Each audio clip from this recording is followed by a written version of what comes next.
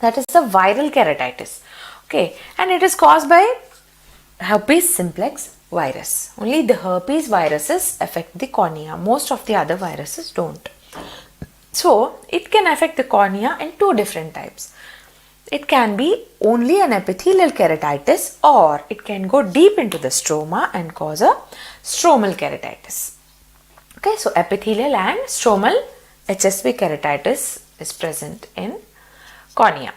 The epithelial keratitis is characterized by dendritic ulcers. Please don't forget this word in your questions. You see the word dendrite, that is a true dendrite. See, we had seen a pseudodendrite in acanthamoeba. So, the dendrites that occur in viral keratitis are called true dendrites. Look at this picture, such beautiful dendrites you can see. Branching pattern of the ulcer. So, this branching pattern of the ulcer, like this, or say it's like this, okay. This branching dendritic ulcer further progresses into a geographical ulcer. That is, most of it becomes like the map of a country, then ultimately resulting in loss of corneal sensation. This is an important clinical feature. Okay, what you can do is, whenever you suspect a viral corneal ulcer, you can just touch the patient's cornea with a wisp of cotton. In the normal eye, the corneal sensations will be preserved. He will blink his eye.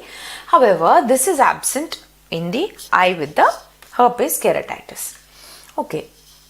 And there are two types of keratitis that I would like to share with you now. The first one is the Neuroparalytic Keratitis.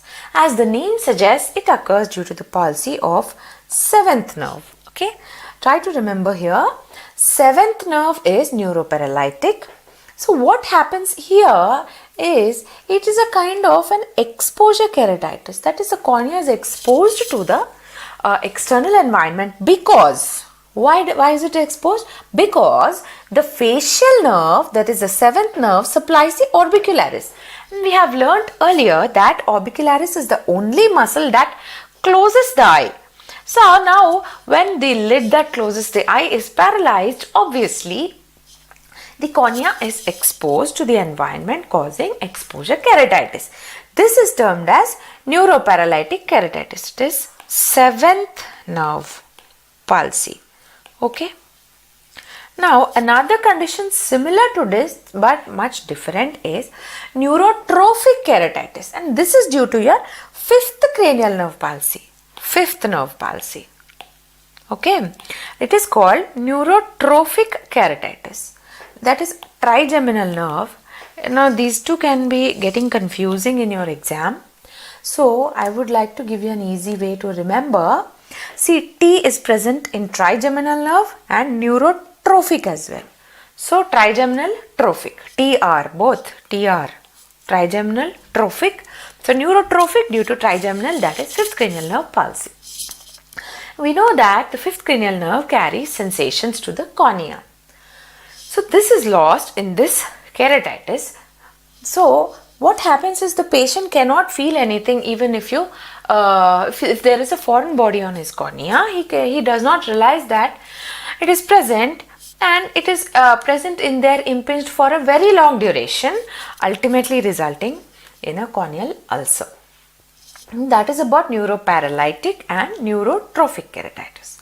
Now let's go deeper and look at the stromal keratitis caused by the herpes virus.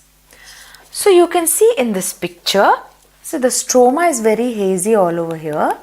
Okay, it forms a disc of edema over here, and it is, we have discussed just now, a herpetic stromal ulcer. Now what you have to understand over here, it is not an infective condition. It is not infective, it is an immunological reaction of the body. Okay, it is an immune response towards the infection that is causing your disciform keratitis or a disc of edema in the stroma. And obviously, because there is no infection over here, and I have told you earlier that one type of keratitis you can use steroid, and this is the answer for that question. The only type of keratitis where you use steroids is the disciform keratitis, and the reason is that because it is an immunological reaction and not an infective condition. Okay, please remember this. It can be asked in your exam. The only form of keratitis in which steroids can be prescribed is the viral disciform keratitis. And of course, your true dendrites are formed in this condition. Let's look at the herpes zoster that affects the eye. We know that herpes zoster is the name of the disease, whereas the virus causing this disease is Varicella zoster. Now we are familiar with this, that it causes chicken pox when we are young. Most of the children get chicken pox, and this virus remains dormant within the nerve roots, and whenever there is an immunological compromisation, this virus reactivates from its dormant state. And when it is occurring in a young patient, you should suspect a HIV in that patient. See, certain people such as the old people or those with cancer chemotherapy going on, they are obviously immunocompromised. However, if it occurs in a young patient, that is herpes zoster in a young patient, you should immediately think about HIV. Now, an important and very famous question, very frequently asked in your exams, is the Hutchinson's rule. Now look at this picture. What does this Hutchinson rule do? Is that it predicts whether the herpes virus will affect the cornea or the eye or not. In this condition, we call it as herpes zoster ophthalmicus. If the vesicle, that is the herpetic vesicle, is present on the tip of the nose like this, it indicates that the eye is infected as well, and that you have to treat the eye as well. This is the famous Hutchinson's rule. Why is it that? What is the relation between the nose and the eye? Because both the tip of the nose and the eye are supplied by the same branch of nasociliary nerve. Nasociliary, nose and your eye. So that is the reason behind Hutchinson's rule, and this condition indicates that you have to start the treatment within 72 hours of your diagnosis, and any failure to do this leads to a very painful condition. It is a very excruciating pain. It is called post-herpetic neuralgia. It occurs usually 1 or 2 months after the subsiding of the disease.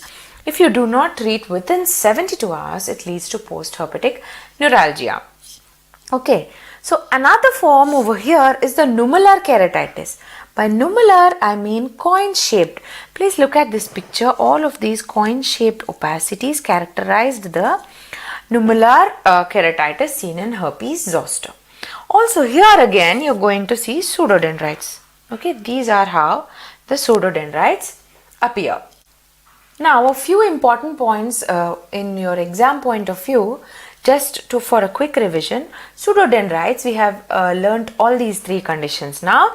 They are seen in herpes zoster, contact lens wearers and acanthamoeba.